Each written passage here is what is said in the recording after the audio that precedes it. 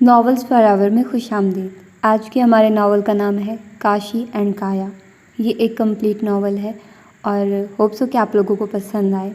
इसके अलावा आज मैंने बहुत ज़्यादा इन्जॉय किया। आज मेरी फ्रेंड आई हुई थी यूनिवर्सिटी और हम लोगों ने बहुत ज़्यादा इन्जॉय किया, जिसका मैंने आप लोगों को लिंक दिया था चैनल का, मैंने बताया था एक वीडियो में। तो उसके साथ आज मैंने बहुत ज़्यादा इन्जॉय किया, मुझे बहुत ज़्यादा अच्छा लगा। काफ़ी दिनों बाद हम लोग मिल रहे थे तो बहुत मज़ा आया। कभी कभी पुराने दोस्तों के साथ मिलना चाहिए, गेट टुगेदर करनी चाहिए, अपने दुख सुख करने चाहिए। तो ये अच्छा एक होता है, कैथारसिस होता है कि आप अपने फ्रेंड्स को बताते हो, उनसे बातें करते हो, उनके मशवरे लेते हो, आपको पता चलता है कि आप सही जा रहे हो, गलत जा रहे हो, या आप उनके लिए कुछ बेहतर सोच लेते हो या कर लेते हो। तो यही होता है और इससे ज़्यादा अच्छी कोई बात नहीं हो सकती। तो आइए बगैर किसी देर के अब हम नावल की तरफ चलते हैं, टू द पॉइंट, और इस नावल को स्टार्ट करते हैं और देखते हैं कि ये नावल कैसा होता है। नमाज मगरिब की अदायगी के बाद इमाम मस्जिद ने सिर्फ करीबी रिश्तेदार की मौजूदगी में उसका निकाह पढ़ाया था। उसका ससुराल कोई गैर नहीं, मामू का ही घर था। उसका ननिहाल सिर्फ इकलौते मामू पर मुश्तमिल था। उसकी अम्मी और मामू चोंगे मोंगे के बहन भाई थे। ददयाल में अलबत्ता जंजाल पूरा था, मगर अक्सरियत ने उसकी दबो किस्म की माँ की अपने भाई के घर बेटी ब्याहने की दीदा दलेरी पर इजहार नाराज़गी के तौर पर खुद साख्ता नातका बंदी कर दी थी, जबकि एक यूं ही साकित मुंह फाड़े आलम मदहोशी में थे। बाकी लोगों की उस शादी में मौजूदगी महज तफरीहन थी। शादी भी क्या, ना कोई ढोलक मेहंदी गल घपाड़ा हुआ, ना उपटन उछाली गई, बैंड बाजियों और छुहारों का तस्वुर भी मुहाल था। इस सब की वजह दूल्हा और दुल्हन थे, जो खुद भी बेचारे आलम इस्तगराक में गुम थे। भाई इतनी लंबी चौड़ी तमहीद का किस्सा मुख्तसर ये है कि दूल्हा साहब तकरीबन 16 बरस के मैट्रिक के रिज़ल्ट के कम और अपनी शामत के ज़्यादा मुंतज़िर थे, और दुल्हन दूल्हा से 5 साल, जी 5 साल छोटी नहीं बड़ी थी। CSC का रिज़ल्ट आउट हो चुका था और उम्र 21 वर्ष। निकाह के बाद कहीं पुरजोश और कहीं से मुरवतन मुबारक सलामत का शोर गूंजा था। उसकी माँ और ममानी के ज़ीरक निगाहों ने लोगों की चहमगोइयाँ और ढके छुपे तंज़िया तबसरों के पेश नज़र जल्द ही रुखसती का कह दिया। उन दोनों को ही बड़ी मुश्किलों से बहला फुसला के इस बंधन में बांधा गया था। लोगों की बेरहम बातें उनका दिल खट्टा भी कर सकती थी, हालांकि ये लोग सब अपने ही थे। ये ससुराल आज से पहले तक उसका ननिहाल था। ममानी का महका मौजूद था। वो चंद खवातीन के झुरमट में गाड़ी से उतरकर धीरे चलती बैरूनी गेट, दिहुड़ी और सहन पार करके टीवी लाउंज में आ बैठी थी। इशा की अजान हो गई थी। ममानी ने जल्दी जल्दी मेहमानों के लिए खाने का बंदोबस्त किया, जो इसी शहर के थे। उन्हें घर लौटने की पड़ी थी। तकरीबन घंटा भर में ये घर भी मेहमानों से खाली होता गया, सिवाय चंद एक के। रात 11 बजे उसे यानी कायनात उर्फ काया को अपने शौहर यानी काशिफ उर्फ काशी के कमरे में पहुंचा दिया गया। आज से पहले ये कमरा काशी से छोटे कामरान उर्फ कामी का और उसका मुश्तरका था। वो सिर्फ 2 ही भाई थे, बहन कोई नहीं थी। अकेली बेटी काया ने सर उठा के कमरे का जायज़ा लिया। काफ़ी बदल चुकी थी। छोटी सी बुक शेल्फ भी गायब थी। कारपेट, पर्दे, हत्ता के जहाज़ी साइज बेड भी मौजूद था। वो जहेज़ नहीं लाई थी, ये सब मामू ने उसके लिए सेट किया था। उसे बेख्तियार अपनी किस्मत पर रश्क और अपने मामू ममानी पर प्यार आया। ड्रेसिंग टेबल और सोफ़ा सेट तक कमरे में मौजूद थे। कभी वो उस घर और ख़ास तौर पर उस कमरे में बहुत इस्तेहकाक और रौब से आया करती थी। अब उसे अजीब सी घबराहट घेरे हुई थी। वो खुद भी अपनी उस कैफियत को समझने से कासिर थी। लड़कियों के उस रात के लिए बहुत से ख्वाब होते हैं, मगर उसकी पलकों के किनारे कोई ख्वाब नहीं ठहरा था। आखिर वो एक 16 साल के लड़के से क्या ख्वाब वाबस्ता करती। उस कमरे में वो हज़ारों बार बड़े रौब और दबदबे से आई थी, मगर अब वो खुद को एक कमज़ोर सी लड़की महसूस कर रही थी। देखो, अब जल्दी से अंदर चले जाओ, वरना मैं मामा को बुला लूँगी, उससे 2 बरस छोटे कामी ने उसे धमकी दी। साजिदा ने उसे काम निपटाते हुए अंदर जाने का कहा था। वो हाथ से इशारा करके कामी को साथ ले आया और अब दरवाजे के बाहर खड़ा तज़ब्ज़ुब का शिकार था। शुक्र है कि मेरे मैट्रिक के पेपर्स हो गए, वरना वो तकरीबन मुझे अलजबरा करवाने बैठ जाती। काशी ने उसकी साबका कार्यकर्दगी याद करते हुए जल कर कहा। वो अंदर जाने से हिचकिचा रहा था। 1000 मिन्नतें कामी की कर डाली थी कि आज रात अपने कमरे में छुपा लो, मगर उसने एक न मानी। और मामा पापा की धमकियां देता। धकेलता वक्त दरवाजे तक बामुश्किल आया था। मैं नहीं जाऊंगा, रोहानसी सी शक्ल बनाए वो आहिस्तगी से बोला। कामी ने दांत किचकिचा के उसे देखा था। अच्छा मैं जा रहा हूँ, मगर तुम यहीं खड़े रहना। जैसे ही अंदर से बमबारी की आवाज़ आए फ़ौरन आ जाना। वो कामी के चेहरे से अंदाज़ा लगा सकता था कि अनकरीब उसके सब्र का पैमाना लबरेज होने वाला है। या वहशत! कामी ने अपने सर के बाल नोच डाले। उस बेचारे का भी कसूर नहीं था। काया जब भी उनके घर आती, उनके साथ खेलने या मामानी से गपशप लगाने के बजाय उन्हें पढ़ाने बैठ जाती। उन दोनों की अच्छी खासी क्लास होती। इस कदर इन्हमाक से पढ़ाती जैसे अभी सारी किताबें रटवा के ही जान छोड़ेगी। वो खुद भी पढ़ाई में अच्छी थी और उसकी बड़ी ख्वाहिश थी कि उसके मामू के ये दोनों लाडले सपूत तालीम हासिल करें। कामी तो फिर भी पढ़ाई में ठीक था, मगर काशी, वो तो किताबों वाली दुकान के पास से भी नहीं गुजरता था। बकौल उसके मुझे बुक्स फोबिया है। काया अपने घर में भी और ननियाल में भी सबसे बड़ी थी। उन पर तो उसकी ख़ास नज़र इल्तफ़ात रहती थी। कान मरोड़ने और कमर पे हाथ जोड़ने से भी नहीं चौंकती थी। वो उससे खासा दबते थे। अब भी यही डर उसके असाब पे सवार था। भला आखिर वो डरते डरते अंदर दाखिल हुआ था। कपकपाते हाथों से दरवाज़ा मकफूल करके मुड़ा और उस झुके सर वाली को देखा जो अपनी तबीयत के बरक्स खामोश थी। खुश्क होंठों पे ज़बान फेरकर थूक निकला। हाथ में पकड़ा केस हिलाकर उसमें मौजूद शय को महसूस किया कि कहीं कामी शरारत से मुंह दिखाई न उड़ा ले गया हो। फिर आहिस्ता आहिस्ता कदम उठाता बेड के करीब जा खड़ा हुआ। वो मामा ने दिया था, आपको दूँ? बेरब्त अल्फाज के साथ केस उसकी तरफ बढ़ाया, साथ ही वजाहत भी कर दी। उसके हाथ की हल्की सी लर्जिश काया से छुपी न रह सकी। उसने झुका सर कदरे उठाया और डिबिया खोल के देखने लगी। तभी काशी की नज़रें उस पर जम सी गई थी। उसने कभी उसे मेकअप में नहीं देखा था। आज वो 16 सिंगार किए हुए थी। हर अंदाज ही निराला था। केस के अंदर सोने की 4 चूड़ियाँ थीं। वो बेख्तियारी चूड़ियाँ पहनने लगी। वो मामा ने कहा था कि खुद पहनाना। बर वक्त ही उसे माँ की नसीहत याद आ गई। मामा ने ये नहीं बताया कि तोहफ़ा देने से कबल कुछ कहा भी जाता है। उसने लहजा काफ़ी मायनी खेज बना के पूछा। उस बुद्धू के लिए हया की ज़रूरत ही नहीं थी। क्या कहा जाता है? काशी की जान ही निकल गई। वो गैर इरादी तौर पर थोड़ा सा पीछे हटा। इतने भोले मत बनो, बस अब जल्दी से शुरू हो जाओ। काशी की आवाज़ उड़े चेहरे से वो हंस उठा रही थी। चलो, किसी तरह तो उस रात को यादगार बनाना था। सारा कसूर काशी का था। उसे रट्टू तोते की तरह बावर करवाया गया था कि डरने की बिल्कुल ज़रूरत नहीं, वो अब तुम्हारी बीवी है, ज़रा मर्द बनो। उस वक्त पढ़ाए गए सारे सबक उसे भूल चुके थे। क्या कहूँ? हलक से फंसी फंसी आवाज़ बरामद हुई। वही जो सब कहते हैं, टीवी नहीं देखते। अगला जुमला काफ़ी राजदराना अंदाज में पूछा गया। कसम ले लो, मैं मूवीज़ नहीं देखता। वह वाकई रो देने को था। काया से हंसी रोकना मुश्किल हो गया। वो बेख्तियार हंसती चली गई। उसके आसान भी ज़रा बहाल हुए थे। यार, मुँह दिखाई देने से पहले तारीफ़ करते हैं। ये तो बता दो मैं कैसी लग रही हूँ? वो नज़रों में शरारत लिए उसे देख रही थी। सीधी तरह कहो ना, मैं मेरी जान निकाल रही थी। तारीफ़ अभी करता हूँ। वो हौसला पाकर ज़रा करीब हुआ। सिर्फ तारीफ़? काया, वो रूहानसा सा होकर उठ खड़ा हुआ और काया मुँह पर हाथ रखे हंसती चली गई। नवाज़ करीम इंतहाई शरीफ और कमगो आदमी थे। साजदा उनकी ज़ौजा मोहतरमा और 2 बेटे काशी और कामी थे। उनकी सिर्फ एक हमशीरा खदीजा थी जो काया की वालदा थी। काया की एक छोटी बहन मारिया और उससे छोटा भाई था। नवाज़ करीम के वालिदैन भले वक्तों में ही अपने गांव की ज़मीन बेचकर शहर आने का फ़ैसला किया था। उन्हें गांव का माहौल और कच्चे मकान पसंद नहीं थे। नवाज़ करीम का डबल स्टोरी खूबसूरत घर उनके माँ बाप की ही निशानी था। खुद वो ज़्यादा तालीम हासिल न कर सके थे, सो उन्हें कहीं जॉब न मिल सकी। भला आखिर नवाज़ करीम ने इलेक्ट्रिक का काम सीखना शुरू किया और उसमें कमाल हासिल कर लिया। वालिद का बनाया हुआ खूबसूरत सा घर था। भाई कोई था नहीं कि बंटवारे का मसला खड़ा होता। बहन शादीशुदा थी। उन्होंने अपनी इलेक्ट्रिक की दुकान खोल ली तो वालिद उन पर शादी के लिए ज़ोर देने लगे। साजिदा से शादी हुई 100% उनके वालिदैन की पसंद और रजामंदी से हुई।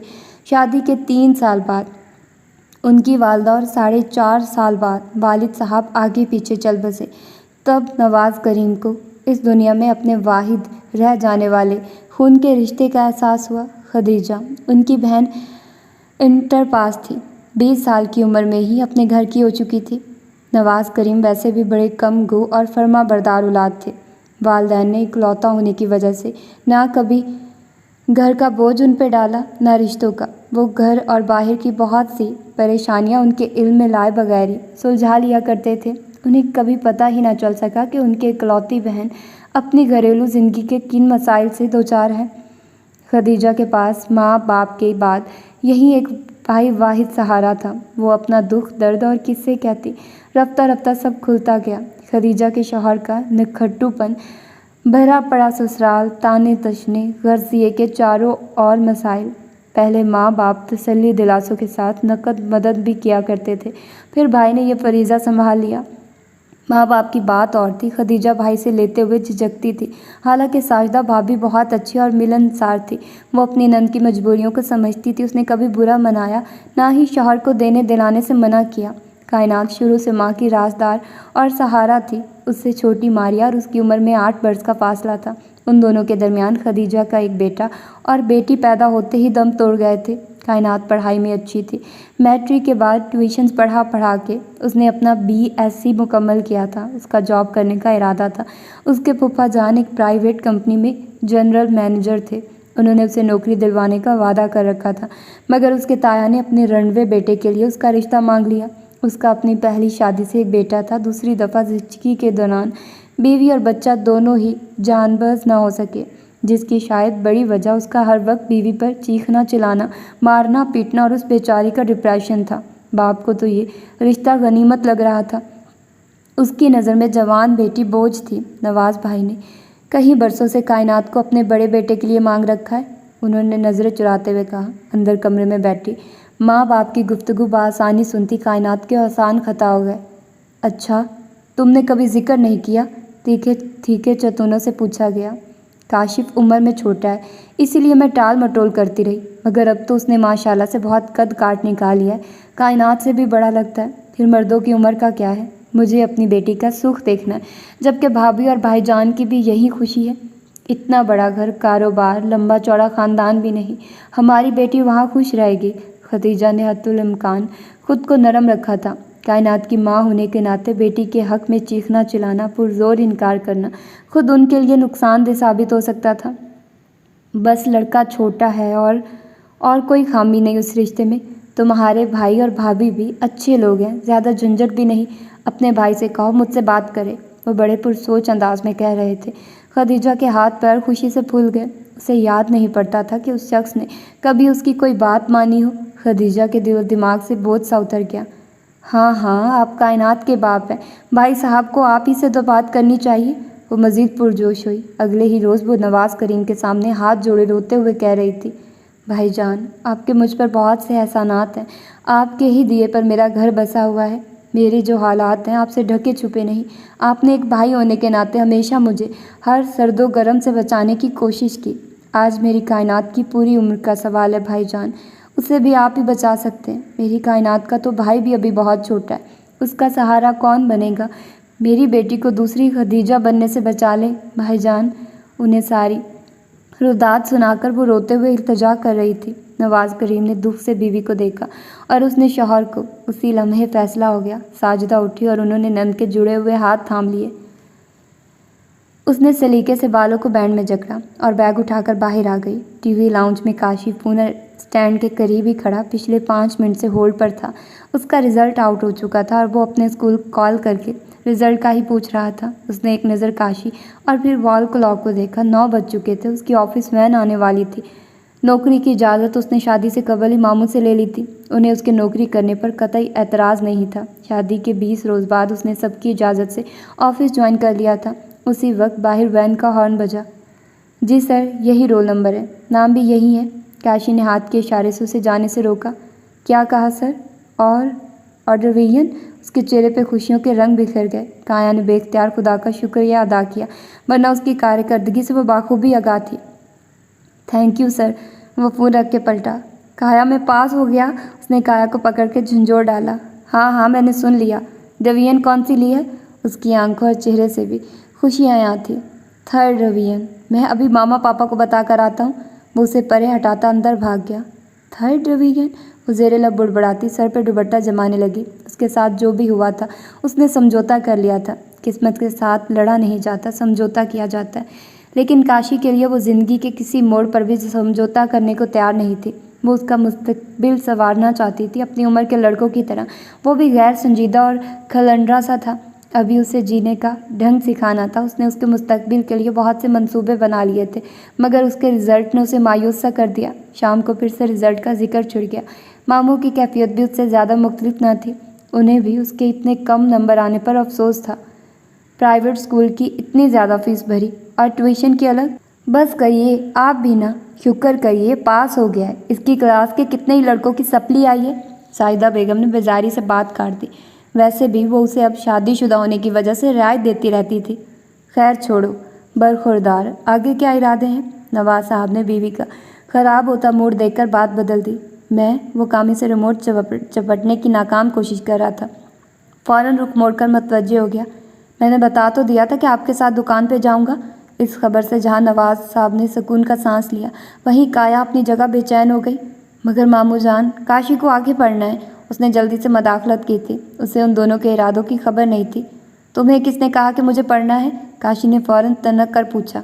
उसे उस वक्त काया की मदाखलत बहुत बुरी लगी थी। इतनी मुश्किल से तो पढ़ाई से जान छूटी थी। देखो, एक तो इसके नंबर इतने कम आए हैं, फिर इसे पढ़ने की भी बिल्कुल लगन नहीं। टाइम और पैसा बर्बाद करता है। इसे मेरे साथ काम ही करना चाहिए, क्योंकि अब तुम भी इसकी जिम्मेदारी हो। उन्होंने बड़ी नरमी से सूरत हाल वाज़ेह की। मामू, आपने मुझसे वादा किया था कि जब तक काशी किसी काबिल नहीं हो जाता, मैं आप पे भारी नहीं हूँ। सर झुकाए आंखों में आने वाली नमी को ज़बरदस्ती रोका था। बात तुम्हारे भारी होने की नहीं है बेटा। उसने रो धो के मैट्रिक क्लियर किया है। मैं मज़ीद खर्चे बर्दाश्त नहीं कर सकता, जबकि रिज़ल्ट भी तकरीबन ज़ीरो। उनका मवक्किफ़ भी दुरुस्त था। आई डोंट नो पापा, मुझसे क्यों खुश नहीं होते? हालांकि मैंने 8th में D ग्रेड लिया था। अब तो काफ़ी बेहतरी आई है। उसने बाप के मुंह से अपनी इज्जत अफजाई सुन के कामी के कान में सरगोशी की। प्लीज़ मामू, आप इसके पढ़ाई के खर्चे की फ़िक्र ना करिए। मैं भी जॉब कर रही हूँ। सिर्फ मुझे एक मौका दें, मैं इसका सारा खर्च उठा लूँगी। आप बस इजाज़त दे दें। उसने बोलते हुए ज़रा पीछे होके बैठे काशी की मुसलसल खुसर फुसर पे उसे ज़ोर से कूहनी मारी। हमारे ही 2 ही तो बेटे हैं। मैं खुद अपने बेटों को बहुत काबिल देखना चाहती हूँ। अब काया भी है, ध्यान देगी। साहिदा बेगम ने भी उसकी तरफदारी की, जबकि वो फटी फटी आंखों और हैरत से खुला मुंह लिए सबको तक रहा था। मैं भला इसका बुरा क्यों चाहूँगा? अब कायनात के पेशे नज़र मैं इसे रियायत दे रहा हूँ, वरना ये इस काबिल नहीं है। तुम भी बेटी, एक बार फिर सोच लो। ये ना हो सारी मेहनत और पैसा बर्बाद ही जाए। कोई मुझसे क्यों नहीं पूछता? मुझे नहीं पढ़ना, वो गुस्से से कहते हुए तेज़ी से कमरे में चला गया। तुम फिक्र नहीं करो, मैं इससे निपट लूँगा। उन्होंने काया का परेशान चेहरा देखकर तसल्ली दी थी। उसने शाम की चाय के साथ कटलेट्स और समोसे बनाए थे। वो जब से घर आई थी, काशी गायब था। सुबह भी काशी और उसकी काफ़ी बहस हुई थी। ममा ने बताया था कि किसी दोस्त की तरफ जाने का कह कर गया है। उसकी परेशान निगाहें दरवाजे पर टिक गई थी। ममा ने उसे बार बार पूछना भी अच्छा नहीं लग रहा था। प्लीज़ काया, अब ले भी आओ, बहुत भूख लग रही है। कामी ने तीसरी बार किचन में आके दुहाई दी। वो जल्दी से चाय प्यालियों में डालकर ट्रे उठाए बाहर आ गई, जहाँ साजिदा बेगम और कामी उसके मुंतजिर थे। उसी पर काशी भी अंदर दाखिल हुआ, सीटी बजाता हशाश बशाश चेहरा लिए। कहाँ से आ रहे हो? उसने गुस्सा दबाया था। फ्रेंड की तरफ गया था। खुशी की खबर है? धम से कामी के बराबर बैठते पूरा कटलेस उठा के मुँह में रख लिया। क्यों, तुम्हारा दोस्त भी शादीशुदा हो गया? कामी ने फ़ौरन उसकी टांग खींची, क्योंकि उसके बहुत से दोस्त नहीं जानते थे कि उसकी शादी हो चुकी है। कैसी खुशखबरी? काया ने नागवारी से पूछा। मेरे दोस्त ने बताया कि किसी भी गवर्नमेंट कॉलेज की मेरिट लिस्ट पे 3rd डिवीज़न वालों के लिए जगह नहीं। सो तुम मुझे ICOM करवाने का ख्वाब देखना छोड़ दो। अलबत्ता आर्ट्स के सिंपल मजमून रखने का मतलब वक्त और पैसा दोनों का ज़या। चाय का घूंट भर के खोजती नज़र काया पे डाली। तुमसे किसने कहा कि मैं तुम्हारा एडमिशन गवर्नमेंट कॉलेज में करवाऊंगी? उसका खुशी से दमकता चेहरा एकदम फीका पड़ गया। मतलब? उसने भौहें अचकाई। मतलब ये कि मैंने प्राइवेट कॉलेज का प्रॉस्पेक्टस मंगवा लिया है। फॉर्म भर देना, अंदर बेडरूम में सेंटर टेबल पर रखा है। उसने बड़े इत्मीनान से उसका सुकून गारत किया। काशी का जी चाहा चाय का कप दीवार पे दे मारे। वो आज ऑफिस से आधी छुट्टी लेकर उसके साथ कॉलेज आई थी। फॉर्म उसने अपनी कॉलेज से मंगवाया था, क्योंकि उसका भाई भी उसी कॉलेज में एडमिशन ले रहा था। आज वो बाकायदा सारी तफसील मालूम करने आई थी। हेड क्लर्क के ऑफिस आ गई।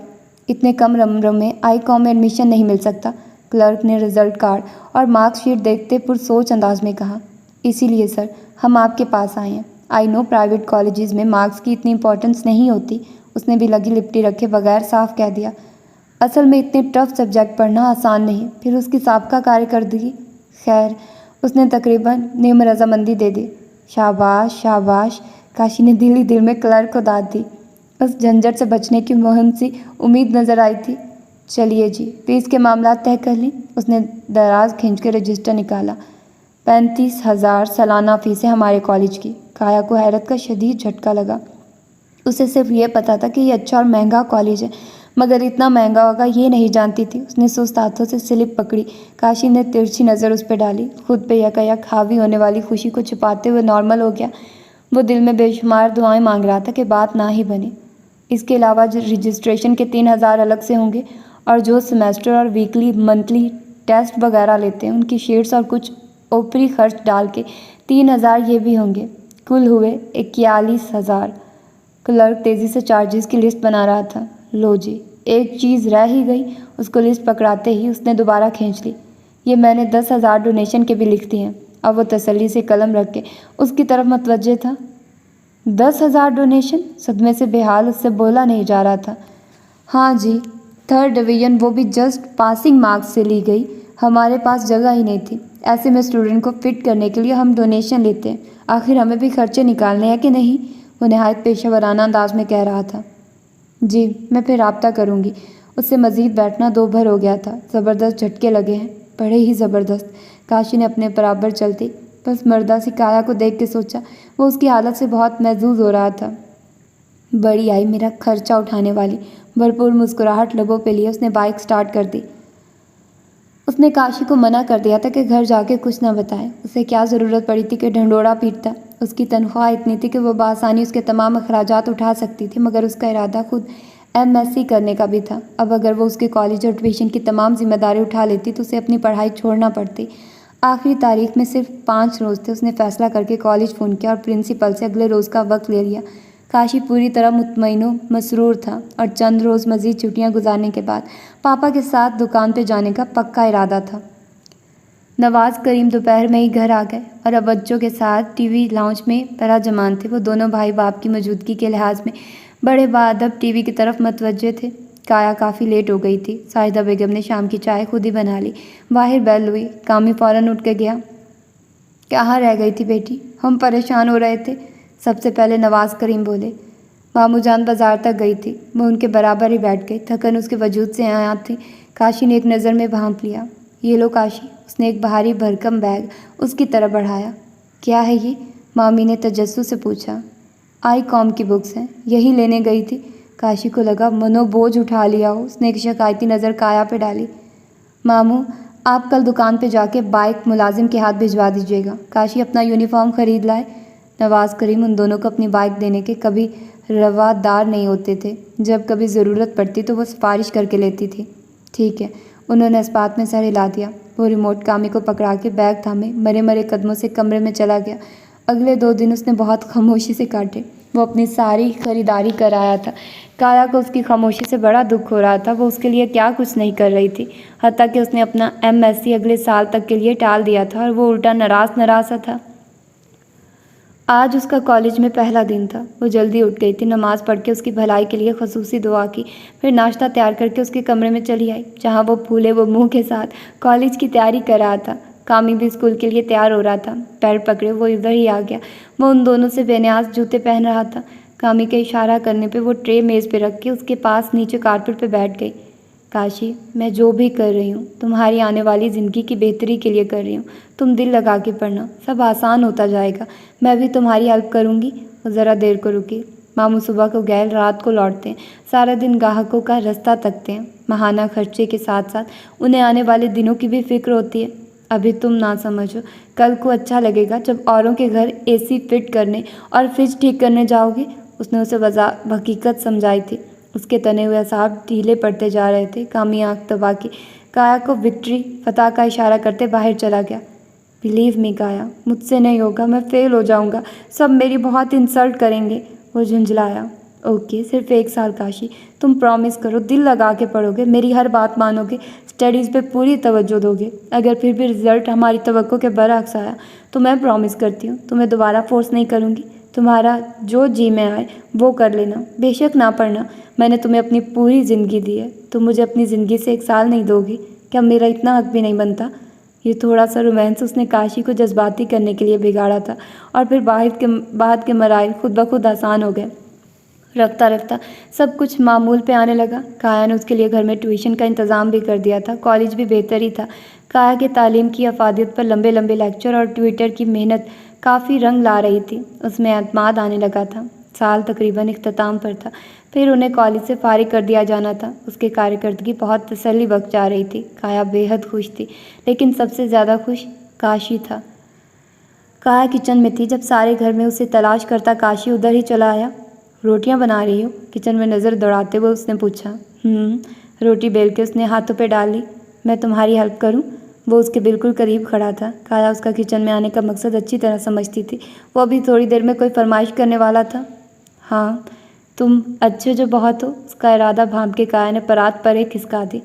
अब जैसा भी हूँ, शौहर तो हूँ ना। उसे शरारत से छेड़ते परात वापस खींचकर पेड़ा बनाने लगा। काया के आने से पहले वो दोनों भाई अपनी माँ के साथ घर के कामों में मदद करवाया करते थे। अब भी जब काया उन्हें कभी कभार कोई काम कह देती तो वो बासित खुशी उसकी मदद करते। पकाया क्या है? उसने प्रेशर कुकर का ढक्कन उठाया। दाल। अगले ही पल वो चीखा था। मुझे नहीं खानी दाल वाल। अच्छा, फिर क्या खाना है? वो इत्मीनान से पूछ के रोटी बेलने लगी। चिकन पुलाव। वो फ्रीज़र खोले खड़ा था। चिकन का पैकेट निकाल के बाउल में रखकर उसमें पानी डाला। सब्जियां तुम्हारे हलक में फंसती हैं। दालें खाने से पेट में मरोड़ उठता है। ये pulao, chicken, biryani, pizza, burger खाने से तकलीफ़ नहीं होती? उसने तीखी नज़रों से उसे घूरा। मुझे लजीज ग़ज़ाएँ पसंद हैं। शेल्फ के नीचे बड़े ड्रम में से वो चावल निकालते बड़े ढिठाई से कह रहा था। जो भी है, आज तो तुम्हें दाल ही खाना पड़ेगी। उसने साफ इनकार कर दिया। तुम मुझे पुलाव बना के दे रही हो कि नहीं? वो ट्रे हाथ में लिए खफकी से पूछ रहा था। हरगिज़ नहीं, वो भी कतई लहजे में बोली। बस फिर ठीक है, मैं भी खाना नहीं खाऊंगा, रात को भी नहीं। कोई मुझसे ना कहे और तुम मुझसे आइंदा बात ना करना। भूखा मर जाऊंगा मैं भी। वो गुस्से से बोलता ट्रे पटक के बाहर चला गया और वो हैरान सी खड़ी रह गई। उसके अल्फाज नहीं मगर लहजा बेहद सख्त था। वो सुस्त हाथों से चावल साफ करने लगी। दोपहर का खाना बनाने में काफ़ी देर हो गई थी। उसने नाश्ते में सिर्फ चाय का कप लिया था। अब भूख सता रही थी, मगर काशी की नाराज़ी ने उसकी भूख उड़ा दी। उसने कभी इतनी तेज़ी से काम नहीं किया था। ममानी और कामी को खाना देके बाकी किचन के काम निपटाते निपटाते पुलाव भी पक गया। बड़ी सी प्लेट भर के वो उसके कमरे की तरफ बढ़ गई। हल्का सा हैंडल घुमाने से दरवाज़ा खुल गया। वो बेड के वस्त में तकिए में मुंह घुसेड़े औंधा लेटा था। काशी, उसने आहिस्ती से पुकारा। मुबादा चिल्लाने ना लगे। काशी, दूसरी बार उसने कंधा भी हिलाया। जाओ, चली जाओ यहाँ से, मैं तुम्हारा कुछ नहीं लगता। वो एकदम चिल्लाया तो वह सहम के पीछे हटी। प्लीज़, आई एम सॉरी, मुझसे गलती हो गई। शर्मिंदगी के साथ उसके लहजे में भी नमी दर आई। नहीं, तुमसे क्यों, मुझसे हो गई गलती, जो ज़रा सा काम कह दिया। वो सीधा हुआ, मुंह अभी भी फूला हुआ था। मैं आइंदा तुम्हें कभी इनकार नहीं करूँगी, वो आहिस्ती से बोली। बात इनकार की नहीं। वो उठ बैठा। तुम्हारा अंदाज़ इतना सख्त था, मुझे बुरा लगा। हालांकि मैंने तुम्हें कभी इनकार नहीं किया। मामा पापा ने भी कभी मुझे इस तरह ट्रीट नहीं किया। वो सर झुकाए आहिस्तगी से कह रहा था। जब से तुम आई हो मैंने मामा से कोई फरमाइश, हत्ता कि अपना काम तक नहीं कहा। मुझे तुमसे ज़िद करके अपनी बात मनवाना अच्छा लगता है, क्योंकि तुम मुझे अच्छी लगती हो। मैं तुम्हारा सख्त रवैया बर्दाश्त नहीं कर सकता। वो सर झुकाए कहता जा रहा था। वो शशतर बैठी थी। अच्छा, अब अच्छे चेहरे के जाविये ठीक करो अपने। मेरे बजाय तुम बेवकूफ़ लग रहे हो। वो भरपूर अंदाज में मुस्कुराया था। वो अभी भी बेयकीन थी। अब मैं तुम्हें अपने जज्बात से मज़ीद आगाह नहीं करूँगा, ऐਵੇਂ सर चढ़ जाओगी, शरारत से कहते उसने प्लेट उठा के अपने आगे रखी। पहला चमचा भर के काया की तरफ बढ़ाया। तुम खाओ, उसने नफ़ी में सर हिलाया। हरगिज़ नहीं, तुम्हें मुझसे ज़्यादा भूख लगी है। ये छोटा सा वाक़या बहुत कुछ बदल गया था। उन दोनों के एग्ज़ाम में अब सिर्फ कुछ दिन रह गए थे। वो 9वीं जमात में था। पढ़ाई में भी ज़रा बेहतर था। बाकी मानदा कसर अच्छे ट्यूटर और काया की तवज्जो ने पूरी कर दी। वो बहुत पुरएतमाद था। अलबत्ता काशी अपने पिछले नाक़िस रिकॉर्ड को मद्देनज़र रखते अब भी खासा बौखलाया हुआ था। बल आखिर इम्तिहान शुरू हुआ और जो पर्चे होते गए उसके चेहरे पे छाई बदहवासी कम होती गई थी। हर पर्चे के बाद वो बहुत मसरूर और मुतमईन लौटता था। अल्लाह अल्लाह करके एग्ज़ाम्स ख़त्म हुए और छुट्टियां मनाते दोनों की शरारतें अरूज पे पहुंच गई। वो काफ़ी देर से सहन में चकराती बाहर के गेट पे नज़रें जमाए हुए थी। काशी का रिज़ल्ट आना था। साजिदा अलग तस्बीह हाथ में लिए बैठी थी। नवाज साहब की 2 दफ़ा कॉल आ चुकी थी। जब उसकी टांगें इंतज़ार में चक्कर काट काट कर शल हो गई, तब वो दोनों लटके चेहरों के साथ घर में दाखिल हुए। उनके झुके सर और मुरझाए हुए अंदाज देख के वो अपनी जगह साकित रह गई। रिज़ल्ट का क्या बना? उनके करीब आने पे उसने खोखले से लहजे में पूछा। कामी ने काशी को देखा जो मुजरिमों की तरह सर झुकाए खड़ा था। जाहिर है जितनी मेहनत की थी सिला भी उतना ही मिलना था, पर यह मान ही नहीं रहा था। कामी ने उसकी तरफ इशारा करके जवाब दिया। क्या कुछ गलत हो गया? पूछते हुए उसका दिल डूब सा गया। इस कदर गलत कि मुझे यकीन ही नहीं आ रहा। काशी की आवाज़ कांप रही थी। मुझे दुकान के बाहर एक दोस्त मिल गया, ये रिजल्ट चेक करने अंदर चला गया। मैंने लाख बार पूछा, बोलता ही नहीं। सारे रास्ते इसकी यही कैफियत रही है। कामी के अंदाज में उकताहट सी थी। वो घंटा भर से बड़े भाई को तसल्लियाँ देता रहा था। तुमने रोल नंबर ठीक से नोट किया था? काया रो देने को थी। एक बार नहीं कई बार रोल नंबर चेक किया। काया मैं नहीं जानता ये सब कैसे हो गया, वो शिकस्ता लहजे में कह रहा था। कामी ने उसे कंधों से थाम के लाउंज के सोफे पर बिठाया। साहिदा बेगम तस्वीर घुमाती बाहर आ गई। पास हो गया ना काशी? उन्होंने बेताबी से पूछा। मेहमानी। काया उनके गले लग के रो दी। वो हैरान और परेशान रह गई। काया प्लीज़ रो मत, जो होना था वो हो गया। काशी की तबीयत भी मुझे ठीक नहीं लग रही। कामी से काया का रोना बर्दाश्त नहीं हुआ था। काया ने बामुश्किल अपने आंसुओं पे काबू पाया था।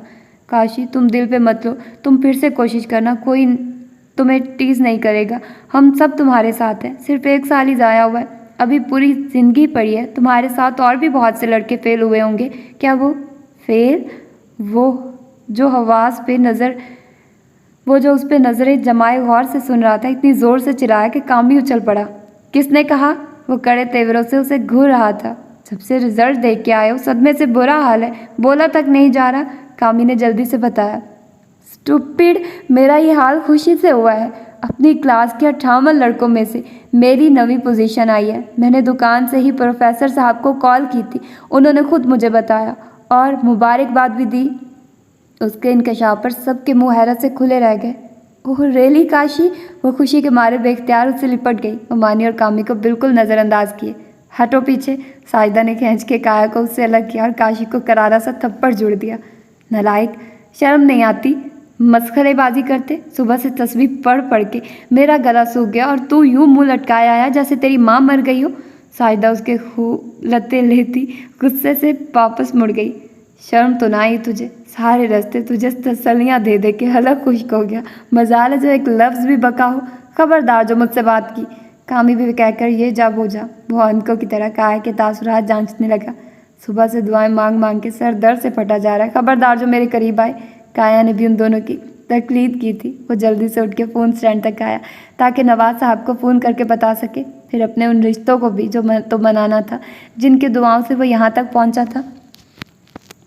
वक्त का काम गुजरना था और वो अपनी रफ्तार से अपने नक्श छोड़े गुजरता चला गया। काशी ने आई.कॉम कर लिया। कामी कॉलेज में आ गया। काया दूसरे साल भी अपनी पढ़ाई शुरू न कर सकी, मगर उसे इसका अफसोस नहीं था। शौहर की कामयाबी से बढ़कर और क्या चाहिए था। वक्त और बढ़ती उम्र ने काशी के मिजाज को छुआ भी नहीं था। वो अब भी काया पे मुकम्मल इन्हसार करता और अपनी ज़िद्दें मनवाता। कामी समझदार था। जब उसने मैट्रिक किया तो काया ने उसे भी प्राइवेट कॉलेज का मशवरा दिया, मगर वो सहूलत से टाल गया। नहीं, मैं पापा पे ज़्यादा बोझ नहीं डालना चाहता। नवाज साहब का काम गर्मियों में खूब चलता, इसलिए वो गर्मियों में बचत करके रकम आने वाले दिनों के लिए बचा के रखते। काशी की बेजा ज़रूरतें पूरी करने के लिए वो हाजिर रहती थी। नवाज करीम कभी कभी काया का हाथ पकड़कर उसमें हज़ार हज़ार के नोट ज़बरदस्ती दबा देते। वो उनसे काशी के मामले में 1 रुपया मांगने तक की भी रवादार नहीं थी। उसकी सारी तनख्वाह उस पर ही उठ जाती। काया को मामू का भी एहसास था, जो अभी तक अक्सर व बेशतर उसकी माँ को भी रकम देते रहते थे। बीकॉम में उसकी नई जिद थी, कंप्यूटर लेकर दो और नेट लगवाओ। उसने चूँ ना की। नवाज करीम ने सुना तो उस पर खूब बरसे। साहिदा बेगम ने भी उसके लत्ते लिए, मगर वो डटा रहा तो काया ने हार मान ली। काशी ने बीकॉम कर लिया तो नवाज करीम ने उसे नौकरी करने को कहा, मगर उसने साफ इनकार कर दिया। जहाँ 4 साल पढ़ा है वहाँ 2 साल और सही। अब वो खासा पुरएतमाद हो चुका था। पढ़ाई की लगन भी बेदार हो चुकी थी। वो अपना तालीमी सिलसिला मनसूख नहीं करना चाहता था। उसने MBA का पहला साल खासा पुरसुकून गुजारा। वो खूब मेहनत कर रहा था। काया बड़ी मुतमईन कि मौसूफ ने कोई नया ऑर्डर पास नहीं किया। उन्हीं दिनों उसने काशी को साहिदा बेगम से कहते सुना, आप पापा से कहिए कि वो मुझे सेमेस्टर की फ़ीस दें। मैं कब तक काया के सामने हाथ फैलाऊंगा? आखिर मैं उनकी जिम्मेदारी हूँ। हालांकि उसने कभी काशी को हाथ फैलाने का मौका नहीं दिया था। वो मुकर्ररा वक्त से कबल ही उसके कहे बगैर रकम उसे थमा दिया करती थी। उसकी तनख्वाह उसके अकाउंट में आती थी। उसने अपने साथ काशी का मुश्तरका अकाउंट खुलवा लिया ताकि उसे कभी मांगना न पड़े। आखिरी साल उसने फिर से रट पकड़ ली। इतनी गर्मी में बच्चों के धक्के नहीं खाए जाते। 80-80 लोग चढ़ जाते हैं, पाँव रखने को जगह नहीं मिलती, मेरा सांस बंद हो जाता है। मुझे शक है कहीं मैं दमे का मरीज न बन जाऊं। काया ने बेबसी से ममानी और कामी को देखा। वो दोनों शर्मिंदा से हो गए। वो इतना बेवकूफ़ तो नहीं थे कि उसकी कुर्बानियाँ नज़र न आती। नवाज़ करीम को इल्म हुआ तो वो खूब गरजे। शर्म नहीं आती इसे यूँ मुँह फाड़ के मांगते। मेरे पास कौन सा खजाने दबे हैं जो तुम लोगों से छुपाऊंगा। जो है जितना है शुक्र अदा करो। आखिरी साल है इसका, फिर नौकरी लगेगी तो मोटरसाइकिल छोड़ गाड़ी खरीद ले, हमें कोई एतराज़ नहीं। मगर मेरी इस्ताहत 60-70 हज़ार की बाइक दिलवाने की नहीं है। उनकी वजाहत भी उसे टस से मस न कर सकी। जब सब समझा के थक गए। उसकी 5 साल की अनथक मेहनत रायगा होने जा रही थी। वो ऑफिस से कर्जा ले सकती थी, मगर फिर वो हर माह किस्त लेते और उसकी तनख्वाह में उसका MBA बामुश्किल पूरा हो रहा था। किस्त की इजाफी रकम कहाँ से लाती, लेकिन हमेशा की तरह हार उसे ही मानना पड़ी। घर वालों के लिए ये मुश्किल था कि बुरा भला किसे कहें, हर धर्म बेटे को या खामोश बेबसी से अमल करती बहू को। उसके एग्ज़ाम हो गए, रिजल्ट भी आ गया। उसने बेहतरीन नंबरों से कामयाबी हासिल की थी। काया की खुशी की इंतहा न रही। शुक्राने के नफल अदा करते हुए उसकी आंखों से आंसू रवां थे। काशी ने जॉब के लिए तगोदो शुरू कर दी। काया ने उसे अपने ऑफिस में जॉब दिलवाने को कहा, मगर उसने इनकार कर दिया। थोड़ी सी ख्वारी के बाद उसे नौकरी मिल ही गई। घर भर खुश था। साहिदा बेगम ने दबे दबे लफ्ज़ों में काया से कह दिया, अब तुम नौकरी छोड़कर घर बैठो, घर में कोई बच्चे वगैरह हों, रौनक लगे। इतने साल गुजर गए, अब तो वो भी कमाने लगा है। तुम अपनी जिम्मेदारियों का बोझ कम करो। उसकी अपनी भी यही ख्वाहिश थी, मगर इतनी जल्दी वो नौकरी छोड़ने का फैसला नहीं कर सकती थी। कम अज़ कम चंद महीने और। काशी के कदम अच्छी तरह जम जाते, उसे किसी भी किस्म की माशी तंगी न रहती। अब जबकि हर कोई उससे मुतमईन था, क्योंकि वो अपना कमाता था, अपनी बेजा ज़रूरियात भी अपनी मेहनत से कमाए हुए पैसों से ही पूरी किया करेगा। उसकी फितरत ने नया पलटा खाया। नौकरी के दूसरे महीने वो चिड़चिड़ा सा हो गया, और उसकी चिड़चिड़ाहट के ज़ेरे अताब ज़्यादातर काया ही आती। उसका बदलता रवैया सबकी अकल से बालातर था। नवाज़ करीम को अभी उसके नए तेवरों की भनक न पड़ी थी। काया, कहाँ जा छुपती हो, इधर आओ। उसने ज़ोर से हाँक लगाई। वो उससे आध घंटा कबल ऑफिस के लिए निकलता था। वो किचन में खड़ी नाश्ता बना रही थी। चूल्हे की आंच हल्की करके वो उसकी पुकार पे चली आई। मेरे ब्राउन शूज़ कहाँ हैं? मिल नहीं रहे। लहजा उकताहट से भरपूर था। वो उसकी हर चीज़ जगह पे रखती थी ताकि उसे ढूंढना न पड़े। वो काम ही ले गया है। आज उसकी यूनिवर्सिटी में कोई फंक्शन वगैरह है। उसने दुपट्टे से हाथ पूंछते जब बताया। उसने 2 हफ्ते पहले ही वो जूते खरीदे थे। कामी ने उससे मांगे तो वो इनकार ना कर सकी। तुमने मेरी इजाज़त के बगैर क्यों दिए उसे? ज़्यादा हाथमताई ना बना करो। वो उस पर बिगड़ता हुआ कामी के कमरे में चला आया। वो भी पीछे भी ही थी। यूनिवर्सिटी जा रहे हो? कमरे के बीच में रुक के उसने पूछा। कामी भी मुकम्मल तैयार होकर अपनी जुराबें पहन रहा था। जूते सामने ही धरे थे। हाँ यार, मुझे भी बहुत जल्दी है। तुम्हारे साथ बाइक पे ही जाऊंगा। बस में बहुत सा टाइम ज़ाया हो गया जाएगा। जुराबें पहन के उसने बूट उठा लिया। ठहरो कामी, मैं ये कितने महंगे फुटवेयर्स लेकर आया हूँ। मैंने सिर्फ 2 बार इस्तेमाल किए हैं, और तुम मेरी इजाज़त के बगैर ही उठा लाए। मेरी भी ज़रूरी मीटिंग है, तुम कोई और ले लो। ये वापस कर दो। उसके अखड़े अंदाज में ज़रा भी नरमी नहीं थी। कामी का मुंह हैरत से खुल गया और हाथ थम गए। उन दोनों भाइयों ने कभी तेरा और मेरा नहीं किया था। उन दोनों के कपड़े और जूतों का नाप एक सा था। जिसका जी चाहता वो दूसरे की चीज़ें इस्तेमाल कर लेता। उसने मुर्दा होते हाथों से जूते उसे थमा दिए। जीने लिए वो बाहर निकल गया। काया भी वहीं खड़ी सब देख रही थी। उसने कामी के चेहरे पे जो हज़न और मलाल देखा था, उसका दिल कट के रह गया। कामी, तुम प्लीज़ काया, काशी से कहो मैं बस से चला जाऊँगा, मेरा वेट ना करे। उससे कहकर वो बेड के नीचे कुछ तलाश करने लगा। वो आंखों में नमी लिए पड़ गई। कामी ने कभी किसी को शिकायत का मौका नहीं दिया था। 3rd ईयर में उसने गली के बच्चों को ड्राइंग रूम में ट्यूशन पढ़ाना शुरू कर दिया था। उस तरह वो बसों के किराए, नोट्स और अपने लंच का खर्चा निकाल लेता। BCS के बाद उसने पार्ट टाइम जॉब कर ली। अपने सेमेस्टर्स की फ़ीस वो खुद भरता था। नवाज़ करीम जब उसकी तरफ देखते तो उनकी निगाह में बेटे के लिए फ़ख्र होता। उन्हें बड़े बेटे की बजाय उससे बहुत उम्मीदें थी, जिनका वो कभी कभार इजहार भी करते रहते थे। जब उसकी छुट्टी होती या फुर्सत मिलती तो वो बाप के साथ दुकान पे चला जाता। गैर संजीदगी और खलंडरापन उसमें अभी भी था, मगर अकल के साथ साथ। वो काशी के हमरा अपने मैके जा रही थी। वो तैयार होकर साजिदा बेगम के कमरे में उन्हें बताने चली आई। चंद और ज़रूरी बातें करके वो वापस काशी को देखने आई तो वह नहा रहा था। बेड पे हल्के सब्ज रंग की कमीज़ निकाल रखी थी। जब वो ये कमीज़ खरीद कर लाया था तब भी उसे पसंद नहीं आई थी। ये कद्दू करेले जैसा रंग हरगिज़ नहीं चलेगा। मुँह ही मुँह में बुड़बुड़ाते उसने वो कमीज़ उठा के वापस रखी और आसमानी रंग की सादा कमीज़ निकाली जो उसकी पसंदीदा थी। वो अक्सर ऐन वक्त पे उसके ड्रेसेस में रद्दोबदल कर दिया करती थी। वो पैंट और बुनियान चढ़ाए तौलिए से बाहर रगड़ता निकला था। तौलिया एक तरफ उछाल के ड्रेसिंग टेबल से बॉडी स्प्रे उठा के खुद पे छिड़काव किया और बेड से कमीज़ उठाते उसका हाथ रुक गया। ये शर्ट तुमने चेंज की है? तौलिया स्टैंड पे डालते उसके लहजे की तरशी वाज़ेह थी। तुम पे ये रंग सूट करता है। तुम्हें बिल्कुल भी कलर सेंस नहीं है। अजीब से रंगों की शर्ट्स उठा के ले आते हो। अपनी शॉपिंग मेरे साथ ही किया करो। जब से तुम्हारी जॉब हुई है तुमने खासे पर पुर्जे निकाल लिए हैं। अपना हर काम खुद से कर लेते हो। पहले तो तुम ऐसा नहीं करते थे। वो यूं ही सादगी से मुस्कुराते हुए सब कह रही थी। उसका मकसद तंज करना नहीं था। काशी का रूखा अंदाज उसे बहुत तकलीफ देता था, मगर वो उसकी वजह समझने से कासिर थी। वो उसके मामले में ख़ास एहतियात बरतने लगी थी। तुम्हारे नज़दीक मुझे सिर्फ कलर सेंस ही नहीं, सिरे से सेंस ही नहीं है। तुम मुझे एक बेवकूफ़ इंसान समझती हो जो तुम्हारी उंगली पकड़ कर चलता है, जिसमें खुद इन्हसारी रत्ती भर भी नहीं। वो अपनी ज़िंदगी के छोटे से छोटे मामले में तुम्हारी राय का मोहताज है। मैं अपने लिए कोई फ़ैसला करूं, ये तो तुम्हारी अना से बर्दाश्त ही नहीं होता। वो यकदम भड़क उठा। वो अपनी जगह साकित से उसे सुन रही थी। कामी और साहिदा बेगम उसकी तेज़ आवाज़ सुनकर कमरे में चले आए थे। फिर वो उन्हें देख के भी चुप ना हुआ था। तुम ये कभी चाहती ही नहीं कि मैं अपने पैरों पे खड़ा होकर कुछ कर सकूं। तुम एक कॉम्प्लेक्स की मारी हुई औरत मुझे हमेशा अपना ही मोहताज देखना चाहती हो।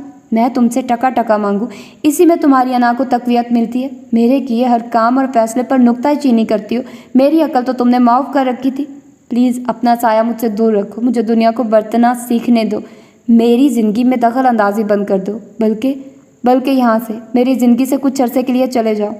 सुकून लेने दो मुझे, वरना मैं पागल हो जाऊँगा। वो दोनों हाथों से अपना सर थामे बिस्तर पर बैठ गया। ये अल्फाज थे या पिघला हुआ शीशा जो वहाँ मौजूद हर शख्स की समाअत में अंडेला गया था। वो बुत बनी खड़ी थी, आंखों से आंसू रवां थे। उसे यकीन ना आ रहा था कि ये सब कुछ काशी ने ही कहा है। वो भी उसे, वो जिसके लिए उसने 6.5 बरस कुर्बानियाँ दी, उसके रोशन मुस्तकबिल की खातिर अपनी पढ़ाई की ख्वाहिश को ख़त्म कर लिया, अपनी बुनियादी ज़रूरियात को भी नज़रअंदाज करके उसकी बेजा ख्वाहिशात पूरी की। उसकी ज़ात की तकमील के लिए तगो-दो करती काया आज उस पल कितनी खाली हो गई थी। उसने हमेशा अपनी आंखों और चेहरे की परेशानी छुपाकर उसे खुश और मुतमईन रखा था। वो काया थी। उसे काशी को इनकार तो दूर टालना भी नहीं आता था। उसकी बेजा ज़िद्दें पूरी करने वाली काया ने उस बार भी हार मान ली थी। काया को गए 3 रोज़ हो चुके थे। सारा घर साएं साएं कर रहा था। साहिदा बेगम और कामी ने उसे मुखातिब तक न किया था। नवाज़ करीम को पता चला तो उन्होंने खूब शोर मचाया। काशी उनके खौफ से पहले ही मंजर से गायब हो गया था। साजिदा चुपचाप सुनती रही। एक अजीब सी उदासी और वीरानी छाई हुई थी। अब क्या होगा कामी? तुम्हारा बाप साफ साफ कह चुका है कि अगर चंद दिनों में वो काया को वापस न लाया तो वो उसे आग करके यहाँ से बोरिया बिस्तरा भी गोल कर देंगे। मैं कैसे तुम्हारी पुप्पी जान का सामना करूँगी? वो बेचारी दुखों की मारी औरत, हमने उसके बेटी के साथ कैसा सलूक किया? साजिदा बेहद परेशान थी। उन्होंने और कामी ने उसे रोकने की कोशिश की थी, मगर वो न मानी। अम्मी, अगर आप मेरा साथ दें तो सब ठीक हो सकता है, उसने कुछ सोचते हुए कहा। गौर से मेरी बात सुनिए। हम अभी काया को लेने जाएं, वो लौट आएगी। आपको वो कभी इनकार नहीं करेगी, मगर क्या होगा? चंद दिन काशी चुप रहेगा, फिर वहीं बेमुरवती। उसे जब तक अपने रवैये पर शर्मिंदगी और काया के वजूद की अहमियत का एहसास नहीं होगा, वो बाज नहीं आएगा। अगर खुदा न खास्ता कल कला उनके रिश्ते में मज़ीद दरारें पैदा हुई तो इसके ज़िम्मेदार सिर्फ हम होंगे, क्योंकि हम ठीक से स्टैंड नहीं ले सके। काशी की अकल में बात समझाने से नहीं, अमल करने से आएगी। अभी वो सिर्फ चीखता है, कल को मारेगा और परसों हमेशा के लिए छोड़ देगा। अभी उसने मुंह से नहीं कहा, मगर वो उसकी जहानत और सलाहियतों से खाइफ रहने लगा है। शायद उसके ख्याल में अक्लमंदी का ताल्लुक उम्र से होता है। वो अनकरीब काया की उम्र को इशू बनाकर हमें मुश्किलात में डाल सकता है। आपको मैं ज़्यादा तफसील से नहीं समझा सकता, बस काशी के मामले में जैसा मैं कहूँ वैसा ही करना है। रह गए अबू तो उनसे मैं खुद बात कर लूँगा। उसने बहुत गहराई से सारी सूरत हाल का तज्जिया कर लिया था। वो अबू से दूसरे तरीके से राह रास्त पर लाना चाहता था। इस समय काया को एतमाद में लेना भी बहुत ज़रूरी था। मैं तेरे साथ हूँ, मुझे अपने घर की खुशियाँ वापस चाहिए। वो दिलो जान से राज़ी थी। वो निक-सिक से तैयार होकर नाश्ते के लिए टेबल पर आया तो नवाज़ करीम दुकान पे जा चुके थे। कामी अखबार पढ़ते हुए अंडा पराठा खा रहा था। साजिदा बेगम ने उसके सामने भी नाश्ता ला के रख दिया। स्लाइस और अंडा? मुझे नहीं खाना, मुझे पराठा चाहिए। उसने नागवारी से प्लेट पर ही खिसका दी। यही खाना पड़ेगा, गूंदा हुआ आटा ख़त्म हो गया। साजिदा ने भी ज़रा लिहाज न रखा। आप गूंद लेती, तुम रात को बता के सोते। वैसे भी अब मुझसे इतने भाग भाग कर काम नहीं होते। वो अपना चाय का कप लिए वहीं आ बैठी। कामी अपने नाश्ते में मगन था। मैं नाश्ता नहीं करूँगा, उसने धमकी दी। ना करो, मैं काया थोड़ी हूँ जो तुम्हारी मिन्नतें करूँगी, उन्होंने लापरवाही से कहा। वो झट बैग उठा के तन फन करता अपनी बाइक निकाल ले गया। कामी ने उसके निकलते ही माँ के हाथ पे हाथ मारा था। तकरीबन रात के 11:30 बजे कामी को किचन से बर्तनों के खटर फटर की आवाज़ आई। वो दबे कदमों किचन तक आया। काशी स्टूल पे बैठा ठंडी रोटी और ठंडा सालन खा रहा था। वो मुतमईन होकर लौट गया। कामी और साहिदा मारे खुशी की बेयकीन थे। पूरा हफ्ता गुजर गया और उसने बिना नाक मुँह चढ़ाए हर सालन खा लिया। किसी चीज़ में नुक्स नहीं निकाला। उन्हें इतने फौरी नताइज की तवक्को नहीं थी। अब साजिदा को भी उस मिशन में मज़ा आने लगा था। अम्मी, काम करने वाली मेरे बेडरूम की सफाई क्यों नहीं करती? हर शय मिट्टी से अटी पड़ी है। आज छुट्टी थी। वो उनके सर पे खड़ा झुंझला रहा था। काम वाली से कमरों की सफाई नहीं करवाती। तुम्हारी घड़ियाँ, मोबाइल, ग्लासेस और इतना कुछ पड़ा होता है। मुझे इन लोगों पे एतबार नहीं। फिर तुम इतने लापरवाह हो, बेध्यानी में यूं ही सब फेंक देते हो। कोई चीज़ उठा के ले गई तो कौन जिम्मेदार होगा? फिर ये लोग मानते भी नहीं, हमारा ही नुकसान होगा। उन्होंने नवाज़ करीम की कमीज़ पे बटन टांगते लंबी तकरीर झाड़ दी। पहले भी काम वाली सफाई करती थी? उसने जहन पे हल्का सा जोर दे के याद किया। कब? काया सफाई किया करती थी। हाँ, कभी कभार मैं सर पे खड़ी रह के काम करवा लेती थी। अब तो मुझ में हिम्मत ही नहीं रही। कहाँ उनकी निगरानियाँ करती फिरूं। तुम खुद कर लो अपने कमरे की सफाई। कामी भी अपने काम खुद ही करता है। आखिर में कामी की मिसाल दे के बड़े प्यार से कहा गया। जब वो सख्त झुंझलाया होता वो नरम पड़ जाती। माँ के लहजे में इतना लाड पाकर वो चिल्ला भी नहीं सकता था। यह भी कामी की हदायत थी। तन फन करता वो मुड़ गया और फिर 2.5 घंटा सिर्फ सर्व करके कमरे की सफाई मुकम्मल की। अब उसे ये सब खुद ही करना था। वो ऑफिस से आके लाउंज में बैठा टीवी देख रहा था। कामी सुबह यूनिवर्सिटी के बाद जॉब पर जाता था और रात 8 बजे अपनी जॉब से लौटता था। साजिदा किचन में मसरूफ़ थी। हाय, दर्द हो रहा है। साजिदा उसके साथ सोफे पे आके बैठते ही कि नकिया से उसे देखते दुहाई देने लगी। वो शायद ज़्यादा ही महक था इसलिए तवज्जो न दी। हाय रब्बा, इस दर्द ने मुझे किसी काबिल ही नहीं छोड़ा। अब के दुहाई में कर्ब भी नुमाया था। वो टीवी की आवाज़ कम करते फ़ौरन मुतवज्जे हुआ। कहाँ दर्द हो रहा है? अरे घुटनों में, एक कदम भी चला नहीं जाता। ये तकलीफ़ रोज़ बरोज़ बढ़ती ही जा रही है। सारा दिन हाय हाय करते कामों में जती रहती हूँ। उन्होंने चेहरे पर ज़बरदस्ती की नकाहत तारी करके दोनों हाथ घुटनों पर धरे हुए थे। मैं रात को आपको डॉक्टर के पास चेकअप के लिए लेकर जाऊँगा, वो फिक्रमंदी से बोला। नहीं बेटा, यह दर्द डॉक्टरों की दवाइयों से नहीं जाने वाला। तुम्हारे अब्बू एक हकीम से तेल बनवा के लाए हैं, उसकी मालिश करूँगी। उन्होंने जल्दी से बहाना गढ़ा। मबादा वो अभी ना उठ खड़ा हो। चलें, जैसे आपकी मर्ज़ी। उसने भी ज़्यादा जोर ना दिया। साहिदा बेगम ने दिल ही दिल में शुक्र अदा किया। जा काशी, उठ, कीमा भून दे, थोड़ा ही पानी तक, कहीं जल ना जाए। मुझसे तो खड़ा नहीं हुआ जा रहा। यही असल बात थी जिसके लिए वो ड्रामा कर रही थी। वो भौंकसा रह गया। कभी वो अपनी मर्ज़ी से काया और माँ के साथ किचन में घुसा करता था, मगर अब उस बात को तो अरसा हो चुका था। जी, रिमोट रख के उसे चारों नचार उठना ही पड़ा। माँ की तकलीफ़ देख के उन्हें इनकार करना अच्छा नहीं लग रहा था। दूसरे चूल्हे पे अपने और मेरे लिए चाय भी बना ले। काम पे काम, वो सर हिलाते हुए चला गया। हांडी से आराम से ही ढक्कन उठाया था, मगर अंदर भरी हुई भाप उसके मुंह और हाथ पे पड़ी। साथ ही ढक्कन छूट के नीचे सीधा उसके पाँव पे गिरा। हाथ, मुंह और अब गर्म ढक्कन लगने से पाँव भी जल गया। वो तड़प के रह गया। क्या तोड़ दिया? वो बेख्याली में भाग के जाने लगी थी, मगर फिर वहीं से हाँक लगाई। टूटा नहीं, मैं जल गया हूँ। उसका अंदाज भी जला हुआ था। आज काया होती तो तुम्हें ये सब ना करना पड़ता। ये ताना देना वो नहीं भूलती थी। काया, वो सर झटक कर डोई हांडी में घुमाने लगा। चाय ने उबल के सारा चूल्हा गंदा कर दिया। हांडी भूनते गर्म घी के कितने ही छींटे उसके बाजू और मुंह पर पड़े। वो वही करके रह गया। चाय बहुत मज़ा थी, मगर फिर भी साजिदा बेगम ने तारीफ़ कर दी। मक्खन भी तो लगाना था। चाय पी के वो कोई अच्छी सी मूवी ढूंढने लगा।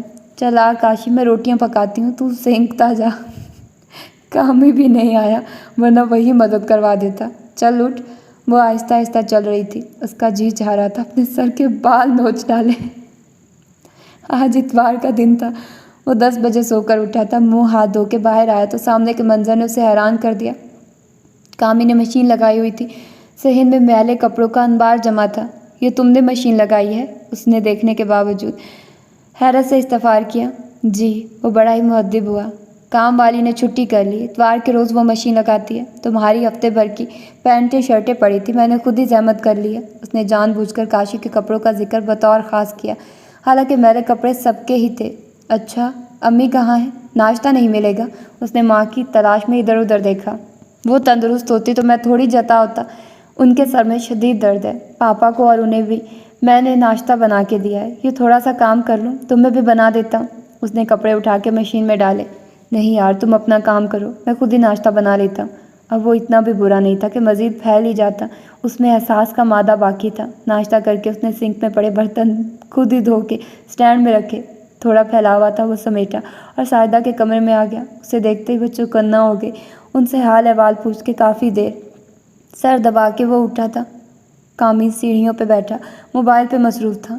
सॉरी यार, मेरी अम्मी की तबीयत ठीक नहीं, मैं नहीं आ सकूँगा। थोड़े तवक्कुफ़ के बाद वो फिर बोला, कुछ नहीं होता, मैं रात को टेस्ट की तैयारी कर लूँगा। हो गई तो ठीक, वरना मैं कल यूनिवर्सिटी नहीं आऊँगा। मैं टेस्ट छोड़ सकता हूँ मगर अपनी माँ को इस हाल में नहीं। हाँ, ओके बाय। आखिरी जुमला काफ़ी जज्बातियत से अदा किया गया। काशी उसके पास ही आ खड़ा हुआ था। तुम्हारे दोस्त का फ़ोन था, कल टेस्ट है और तुम्हारी तैयारी नहीं? वो खासी संजीदगी से पूछ रहा था।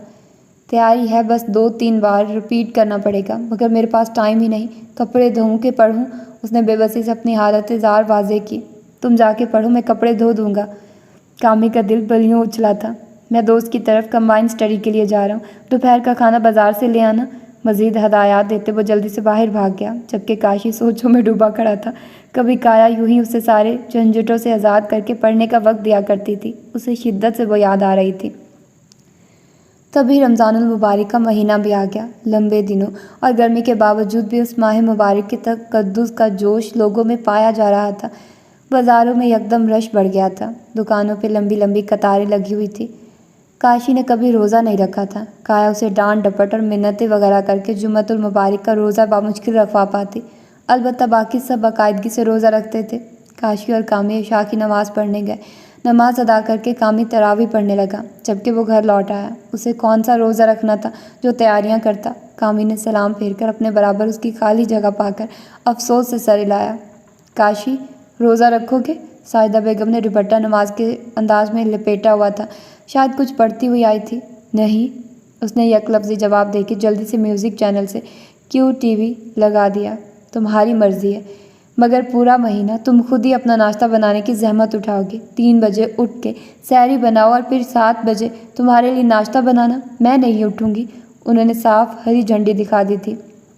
वो बिना कुछ कहे टीवी की तरफ मतवज्जे हो गया। आज चौथा रोज़ा था। ऑफिस से अफ्तारी से घंटा भर कबल ही छुट्टी हो जाती। ऑफिस में अब ब्रेक टाइम नहीं होता था। दिन भर भूखा रहना पड़ता।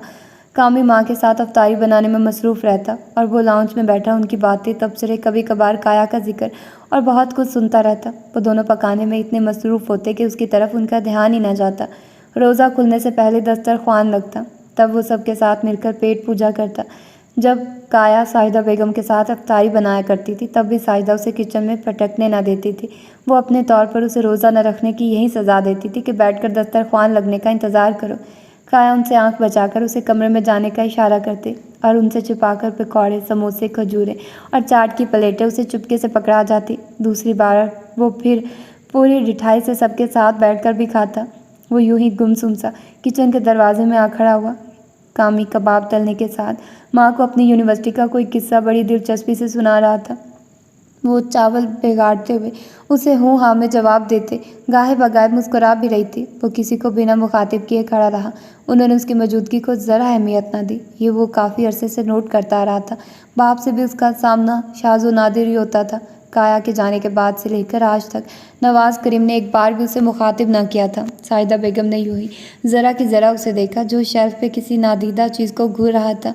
जाने उनके जी में क्या समाए। स्टैंड से प्लेट उठाकर उसमें 2 समोसे, पकौड़े और कबाब रख दिए। छोटे से प्याले में दही पड़े और चटनी निकाल के सब ट्रे में रखा और उसकी तरफ बढ़ा दिया। ये लो। वो एकदम चौंका। ये अंदाज, ये हरकत उसे बुरी तरह किसी की याद दिला गया। वो अब उसे अक्सर ही याद आने लगी थी। नहीं, उसके चेहरे पे साया सा लहराया। आवाज़ भी बोझल सी हो गई थी। वो फ़ौरन से पेशतर पलट गया। साजिदा ज़ेरे लब मुस्कुरा रही थी, क्योंकि उन्होंने ये हरकत भी उसे बतौर ख़ास किसी की याद दिलाने के लिए ही की थी। नवाज़ करीम दुकान पे जाने के लिए निकलने ही वाले थे कि उन्हें किचन में हल्के शोर की आवाज़ सुनाई दी। सारे घर में खामोशी थी।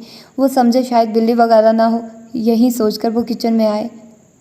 काशी निक-सिक से तैयार, ऑफिस बैग स्टूल पे धरे, प्लेट में सेब काट रहा था। दूध का ठंडा ग्लास भरा पड़ा था। तुम रोज़ा क्यों नहीं रखते? वो एकदम उस आवाज़ पे पलटा। वो हकला के रह गया। पाप का सामना करने से वो कतराता था। क्या मैं? तुम वाकई बेवकूफ़ हो या हम सबको बनाते हो? गधे जितने हो गए हो। मज़हब की तुम्हें शुद्ध बुद्ध नहीं। तुम जैसियों के भर्ती दोज़ख में होती है, जिन्हें ना मुंह ज़ोर ख्वाहिशात पे बंद बांधना आता है और ना ज़बान पे काबू होता है। दोज़ख के नाम पे उसने झरझरी सी ली। माँ बाप की इज्जत का ख्याल, ना ही रिश्तों की पासदारी का। और हाँ, मेरी भांजी के बारे में भी कोई फैसला कर दो, मैं उसके गले में तुम जैसे एहसान फरामोश का तोक मजीद नहीं लटकाना चाहता। मेरी नेक सीरत बेटी को तुमसे लाख दर्जे बेहतर कदरदान मिल जाएगा। नवाज़ करीम का लहजा अटल और सख्त था। उसके दिल पे गुंसा सा पड़ा था। उसने कब इतना आगे का सोचा था। काया से खुद साख्ता नाराज़ी ज़रूर थी, मगर उसे हमेशा के लिए अपनी ज़िंदगी से निकाल देना। वो प्लेट और दूध का गिलास यूं ही फ्रिज में रख के निकल आया। अगले रोज़ वो 3:30 बजे का अलार्म लगा के सो गया। ना सिर्फ उठ के सैरी खाई, बल्कि फजर की नमाज़ पढ़ने भी गया, जो वो अक्सर गोल कर जाया करता था। कामी और साहिदा की हैरानी बजाती, क्योंकि आज जुम्मतुल मुबारक नहीं था। अलबत्ता नवाज़ करीम मुतमईन थे। वो कामी और साहिदा की साजिशों से बेखबर नहीं थे। उन्होंने भी मौका मिलते हस्ब तौफीक अपना हिस्सा डाल दिया था। फिर उसने ना सिर्फ खामोशी से सारे रोज़े रखे, बल्कि नमाज़ें भी पढ़ी। और अब कामी की जगह वो अफ्तारी में माँ की मदद किया करता, अपने सारे काम खुद ब खुद अंजाम दे लेता। आज 28वां रोज़ा था, इतवार के 22। वो घर पे ही था। उसने सोचा, हो सकता है कल चांद रात हो जाए, सो कमरे की तफसीली सफाई कर लेनी चाहिए। उसने अलमारी से सारे कपड़े निकालकर बेड पे ढेर कर दिए। आधा घंटा लगा के उन्हें तह किया और उनकी जगह पे वापस रखा। कहीं खानों में उसने यूं ही चीज़ें घुसा रखी थी। वो सब बाहर निकालते उसने अलमारी का अंदरूनी बंद दरवाज़ा खोल दिया। आगे ही 2 केस पड़े थे। एक केस में सोने की 4 चूड़ियाँ थी, जो उसने मुंह दिखाई में काया को पहनाई थी, और दूसरे में सोने का सेट था, जो नवाज़ करीम ने उसके लिए अपनी कमाई से ख़रीदा था। वो दोनों केस निकाल के बेड पर आ बैठा।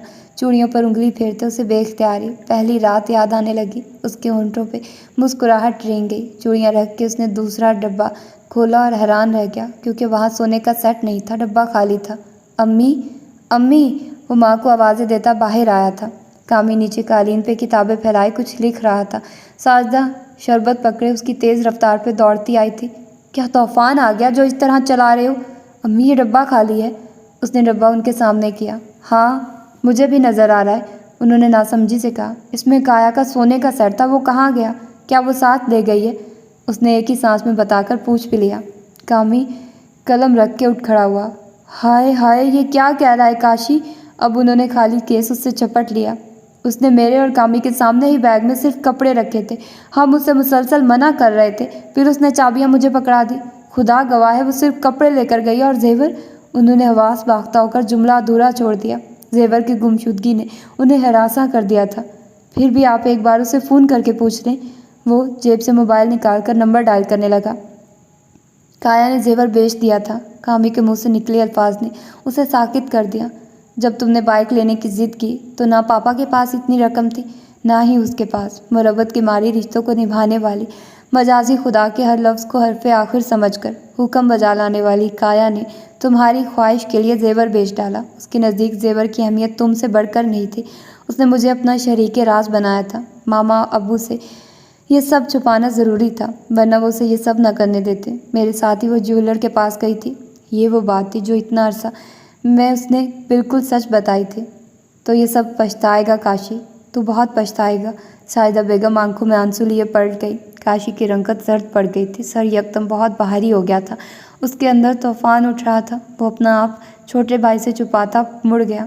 बेड ग्राउंड से सर टिकाते चुपके से 2 आंसू उसकी पल के नम कर गए। आज 29वां रोज़ा था। काया की बरसों की मेहनत, साहिदा बेगम और कामी की साजिशों ने वो असर नहीं किया था जो उस वाक़िए ने कर दिखाया था। अब वो अपने उस मसले के हल के लिए कामी के पास आया था, जो कब से एक ही रट लगाए हुए था। नहीं यार, मैं काया को मनाने नहीं जाऊंगा, फिर मुझे उसे मनाना भी नहीं आता, और पुप्पो, मैं उनका सामना कैसे कर पाऊंगा? कोई और हल सोच। वो आज ही की तारीख में काया को वापस लाना चाहता था, मगर खुद जाने से हिचकिचा रहा था। मेरे पास मशवरों का अनवार है, मगर मैं तुम जैसे इंसान पर अपनी सलाहियतें नहीं करना चाहता। आखिरी बार बता दे, नहीं जाएगा? वो उंगली उठाते हुए तेज़ हुआ। काशी ने पुरजोर अंदाज में नफ़ी में सर हिलाया। मैं जाऊँगा काया को लेने और वापस लेकर आऊँगा, फिर मेरा ज़िम्मा उसे यहाँ तक लाना, आगे रोकना तेरा ज़िम्मा है। जियो मेरे भाई, बस एक बार ये मोजज़ा रौनमा हो जाए। कामी की उस पेशकश पे उसका दिल बाग बाग हो गया था। निकाल 10,000 रुपये, मेरे मशवरे और तेरी बीवी को वापस लाने की फ़ीस। तूने कोई मशवरा सेंटर खोला हुआ है? भाई हूँ मैं तेरा। काशी ने आंखें फैलाकर उसकी गैरत जगाना चाही।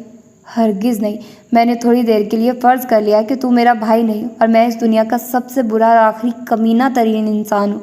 अब निकाल पैसे, वरना मैं जा रहा हूँ। थोड़ी भी देर की तो फ़ीस बढ़ा दूंगा। साथ ही धमकी भी दे दी थी। अपनी और मेरी इतनी पुरानी रिश्तेदारी का ही लिहाज कर ले। 5,000 काफ़ी है। वो कामी के माथे के बल गिन चुका था, इसलिए मिन्नतों पे उतर आया। इस सिलसिले में उसने माँ से भी रजू किया था, मगर उन्होंने साफ इनकार कर दिया था। ईद में वक्त ही कितना रह गया था। काया के बगैर एक पल भी काटना दुश्वार तरीन लग रहा था। तुम रिश्तेदारी की आड़ में मेरा कारोबार ठप करवाना चाहते हो नाहिंजार। चलो, अब मैं इतना भी बेहिस नहीं। मैं इस रिश्तेदारी को मद्देनज़र रखते हुए तुम्हें एडवांस में डिस्काउंट दे देता हूँ। जब अगली बार तो काया को निकालेगा, मैं तुझसे 9,500 वसूलूँगा। अब खुश? वो इस वक्त उसे कोई रियायत देने को तैयार न था। अगर तेरी कमीनगी यूं ही सदाबहार रही तो मैं इस दुनिया में क्या, अगले जहां में भी उसे खुद से दूर नहीं करूँगा। काशी ने दांत किचकिचाते हुए वॉलेट निकाल लिया। वो तुम्हारी मर्जी, मगर मैं एक अच्छे रहनुमा के तौर पर तुम्हारे बुरे वक्त का मुंतज़िर रहूँगा। वो मुस्कुराया था। काशी एक बार नोट गिनकर फिर से गिन रहा था। उसने फ़ौरन चपट लिए। काया पे शादी मर्द की कैफियत तारी हो गई थी। कामी ने उसे हमेशा अपने हर मंसूबे से बाखबर रखा था। काशी की खामोशी, बदलती शख्सियत, वो उसे हर रिपोर्ट पहुंचाता रहा था। काया वाकई समझदार थी। उसने ये इशू नहीं खड़ा किया था कि वो खुद उसे लेने आए, क्योंकि वो उसे अच्छी तरह जानती थी कि वो उसके घर आने की हिम्मत करने में कम से कम 10-15 दिन लगा ही देगा। वो इतना लंबा इंतज़ार नहीं कर सकती थी। वो भी अपने घर जाने, उसे देखने और उसके हमरा ईद की खुशियाँ मनाने को बेचैन थी। उसे लगता था उस सितमगर से बिछड़े सदियाँ बीत गई हैं। मगर कामी, इस तरह मैं कमतर पड़ रही हूँ। उसने निकाला, मैं आ गई। वो बुला रहा है, मैं जा रही हूँ। हमारे मास्टर प्लान का एंड कुछ अच्छा नहीं हो रहा। वो फिर से मुँह फैला के बैठ गई। You are right. Oh idea. उसने चुटकी बजाई, मोबाइल निकाल के काशी को कॉल करने लगा। हाँ यार, गज़ब हो गया। काया पहले ही आने को तैयार बैठी है। नहीं नहीं, रहने के लिए नहीं, उसके कुछ कीमती कपड़े पड़े हैं, वो ईद के लिए लेने आ रही है। मैंने तुम्हारी ख्वाहिश बताई, मगर वो तो कुछ सुन ही नहीं रही। यार तू ऐसा कर, जल्दी से बीमार बन जाना, इतनी कठोर नहीं है, तुझे देखते ही दिल पसीज जाएगा। हाँ हाँ जल्दी कर, मैं उसे लेकर आ रहा हूँ। काशी के हाथ पैर अच्छे खासे फुला के उसने फ़ोन बंद कर दिया। वो हिचकिचाते हुए अंदर दाखिल हुई। उसके कपड़ों का बैग कामी ने ड्राइंग रूम में छुपा दिया था। साजिदा से वो चुपके से कमरे में जाके मिल आई थी। कमरे में 0 पावर का बल्ब जल रहा था। उसने ट्यूबलाइट रोशन की। मरीज ने आंखों से बाजू हटा के बीवी को देखा। दोनों के दिल एक ही ताल पे धड़क उठे। दोनों ने फ़ौरन नज़रें चुरा ली। वजूद में एक बेकरारी से दौड़ गई थी। उसने अलमारी के निचले खानों से अटैची केस निकालकर बेड पर धरा और उसे खोलकर कपड़े फैलाने लगी। समाहते किसी की आवाज़ की शिद्दत से मुंतज़िर थी। उसे कपड़े इकट्ठा करता देखकर काशी घबरा गया था। उसे और कुछ न सूझा तो खांसना शुरू कर दिया। एक बार थोड़ा सा, दूसरी बार और तीसरी बार उसकी खांसी का दौरानिया इतना बढ़ गया कि काया कपड़े छोड़ छाड़ उसके पास भागी। गो के वो उसकी चालाकी समझ रही थी। क्या हुआ काशी, तुम ठीक तो हो? ज़बरदस्ती खांस खांस के खासा बुरा हाल कर लिया था। बजाय खुश होने के हाँफ रहा था। मुझे रात से 105 बुखार है, मगर किसी ने मुरवतन भी झांक कर हाल नहीं पूछा। चेहरे पे इंतहाई बेचारगी तारी कर ली गई। साथ ही गैर इरादे दोनों बाजू कमर के नीचे कर लिए। तुम खुद डॉक्टर के पास चले जाते, वो भी मसनूही परेशानी से बोली। रोज़ेदार बंदा हूँ, 5 रोज़े छोड़ रहे, बाकी सारे रखे हैं। अपनी तारीफ का मौका हाथ से क्यों जाने देता। रोब जमाना भी ज़रूरी था। चलो मैं तुम्हें डॉक्टर के पास ले चलती हूँ, कम से कम दवा तो ले आए। चलो उठो भाई, फिर मुझे घर भी जाना है। उसने अजलत दिखाई। कौन से घर? ये सुनते ही वो चुस्त हुआ। अपने घर, वो जी कड़ा करके बोली। सिर्फ ये घर तुम्हारा अपना है जिसमें मैं रहता हूँ, और कोई भी नहीं। वो यकटिक उसे देखती रह गई। वो वाकई कितना बदल गया था। वो उठ के बैठ गया और काया का हाथ पकड़कर उसे भी करीब बिठा लिया। आई एम सॉरी काया, रियली सॉरी। काफ़ी तवक्कुफ़ के बाद बोला। मैं तुम्हें और तुम्हारी मोहब्बतों को फॉर ग्रांटेड लेता रहा, मेरी सोचें सिर्फ मेरी ज़ात तक महदूद थी। मैं तुमसे कुछ भी नहीं कहूँगा अपनी सारी ज़्यादतियों के लिए कोई दलील, ना ही कोई भोंडी सी वजाहत, क्योंकि तुम जानती हो मैं कितना स्टूपिड हूँ। तुमने मुझे मेरे पैरों पे खड़ा करके मुझ पे जो अजीम एहसान किया है, मैं कभी भी उसका बदला चुका नहीं पाऊँगा। और इस सब के लिए थैंक्स बहुत छोटा लफ्ज़ है। खुद इन्हसारी और बहादुरी का शौक़ चुराया था मुझे, मगर मैं जान गया हूँ कि मैं एक कमज़ोर इंसान हूँ, या फिर तुम्हारा इस कदर आदी हो चुका हूँ कि मुझसे कोई काम, कोई फ़ैसला तुम्हारे बगैर किया नहीं जाता। मुझे अपनी ज़िंदगी के हर मोड़ पर तुम्हारी मदद दरकार है। मैं तुम्हारे बगैर कुछ भी नहीं हूँ। वो उसका हाथ थामे आंखों में मोहब्बत के दीप जलाए उसे तक रहा था। मैं भटक जाऊँगा, जी नहीं पाऊँगा तुम्हारे बगैर। मैं बहुत बुरा हूँ काया, बहुत बुरा। एकदम चेहरे पे ढेरों नदामत छा गई। वो दंग रह गई थी। इसी कदर वाज़ेह एतराफ़। आई नो तुम बहुत बुरे हो, मगर जैसे भी हो मेरे तो हो। उसने चौंक कर सर उठाया तो वो धीरे से मुस्कुरा दी। तुम सीरियसली बहुत स्टूपिड हो काशी। तुमने सोचा भी कैसे मैं तुम्हें छोड़कर चली जाऊंगी? ये इतना अरसा तुम्हारे बगैर कैसे काटा है मैं ही जानती हूँ। फिर तुम जितनी मोहब्बत कौन करेगा मुझसे? पहले गलतियाँ करते हो, फिर तस्लीम करके माफ़ी भी मांग लेते हो। मुझे याद करके गमगीन होते हो, रोज़े तक रख लेते हो। मुझे वापस लाने के लिए कामी की मिन्नतें भी करते हो, और तो और खुद को 105 बुखार भी चढ़ा लेते हो। चेहरे पे गहरी संजीदगी मगर आंखों में भरपूर शरारत लिए वो कह रही थी। वो अंकों की तरह मुंह खोले सुन रहा था। आई लव यू काया। वो खफीफ सा होकर मुस्कुराया। I love you a lot. उसका इजहार बीच में ही रह गया क्योंकि कामी धाड़ से दरवाज़ा खोल के इतने रोमांटिक माहौल का ड्रॉप सीन कर चुका था। तुम बाहर नहीं आ रही काया? कब से वेट कर रहा हूँ। पुप्पो ने कहा था जल्दी छोड़ जाना। और हाँ, काशी काया कह रही थी कि ये बाइक वापस ले जाएगी क्योंकि ये उसी ने तुम्हें लेकर दी थी। तुमसे तो कोई सिला मिला नहीं, चलो बाइक तो मिले। और काया आई थिंक ये कंप्यूटर भी ले जाओ, ये भी तो तुम्हारे पैसों का है। वो उन दोनों को बोलने का मौका दिए बगैर अपनी हाँके जा रहा था। जलील, खबीस, फसादी, हमें मिलाने के बजाय अलग कर रहा है। तूने काया को यहाँ तक लाने के लिए मुझसे 10,000 बटोरे, अब फिर से झगड़ा डलवा रहा है। काशी जस्ट लगा के उसके पीछे लपका था। वो भी कहाँ काबू आने वाला था। बहुत अरसे बाद उस घर के दरो दीवार ने उन दोनों की इस तरह की चीखों पुकार सुनी थी। साजिदा बेगम मुतमईन सी मुस्कुराती हुई बाहर आई थी। हाय काशी, इसने 10,000 मुझसे भी ऐंठे हैं। काया ने भी बरवक्त दहाई दी। हाय, उसने दांत किचकिचाए। कामी को बस इतनी ही मोहलत चाहिए थी। वो लंबी छलांग लगाता सीढ़ियाँ चढ़ गया। काया पेड़ पे हाथ रख के हंसे जा रही थी। साजिदा भी हंस रही थी। ऊपर छत पे से उनके चीखने चिल्लाने की आवाज़ें आ रही थी। जिंदगी अपनी पूरी खूबसूरती और मुस्कुराहटों समेत फिर से उस घर में लौट आई थी। वाह, कितना खूबसूरत नावल था। शॉर्ट था लेकिन बहुत ही प्यारा, खूबसूरत, बहुत इनोसेंट लव स्टोरी थी। और थोड़ा सा फ़नी भी था, मज़े का था। उसको जैसे उसके घर वाले सबक सिखाते हैं, थोड़ा बहुत मतलब और मैच्योर राइटिंग स्टाइल हो सकता था। लेकिन एक तरह से देखा जाए तो काया बहुत ही समझदार लड़की थी। मतलब देखा जाए कि एक छोटे लड़के को इतना पढ़ाना, उसके लिए इतना करना बहुत मुश्किल था। मतलब लड़कियों का यही ज़्यादा होता है ना कि वो यही चाहती हैं कि उन पर कोई ज़्यादा डिपेंड ना करे। मतलब वो किसी मतलब शौहर के बारे में तो यही ख्याल होता है ना कि आप अपने शौहर पर ही डिपेंड करो। लेकिन उसने जिस तरीके से उसका किया और उसको संभाला वो बहुत अच्छा था और बहुत मज़े का था। और मैं जो आजकल नावल्स पढ़ रही हूँ सारे डिफरेंट ही होते हैं। मतलब मुझे बहुत मज़ा आ रहा है आजकल जितने भी नावल्स मैं पढ़ रही हूँ, बहुत मज़े के नावल्स होते हैं। उनकी स्टोरीज़ बहुत अच्छी होती हैं। मतलब वहीं घिसी पिटी स्टोरीज़ नहीं होती हैं जो कि हम सोशल मीडिया नावल्स की पढ़ते हैं, जो कि एक ही तरह की स्टोरीज़ होती हैं। और नहीं, मैं उन नावल्स की इंसल्ट नहीं कर रही हूँ, ना ही मैं कह रही हूँ कि वो बुरे होते हैं, अच्छे होते हैं। लेकिन पता है कि वो इतने देर पा नहीं होते हैं। हम ये नावल सुनते हैं, हमारे पर ये देर पा असर करते हैं। हमें कुछ ना कुछ ऐसा नया पढ़ने को मिलता है कि हम कहते हैं यार क्या स्टोरी थी। और सोशल मीडिया के नावल्स वो बहुत जल्दी भूल जाते हैं। उनका ऐसा लगता है कि ये सारे एक जैसे नावल्स हैं। तो सोशल मीडिया के नावल्स मुझे ज़्यादा देर तक याद नहीं रहते। हाँ, मुझे जो ज़ीनिया शर्जील के नावल है ना वो थोड़े अच्छे लगते हैं। उनका थोड़ा स्टाइल थोड़ा डिफरेंट है। मतलब वो बहुत अच्छे नावल्स हैं। लेकिन ये वाले जो नावल्स हैं ये तो फिर कमाल है। मतलब इनका तो कोई लेवल ही नहीं है। तो फिर बहुत बहुत मज़े के नावल थे और मुझे बहुत पसंद भी आया। यकीनन आप लोगों ने भी एंजॉय किया होगा इस नावल को। तो फिर मिलते हैं इंशाल्लाह किसी और अच्छे से नावल के साथ। अपना ढेर सारा ख्याल रखिएगा। अल्लाह हाफिज़।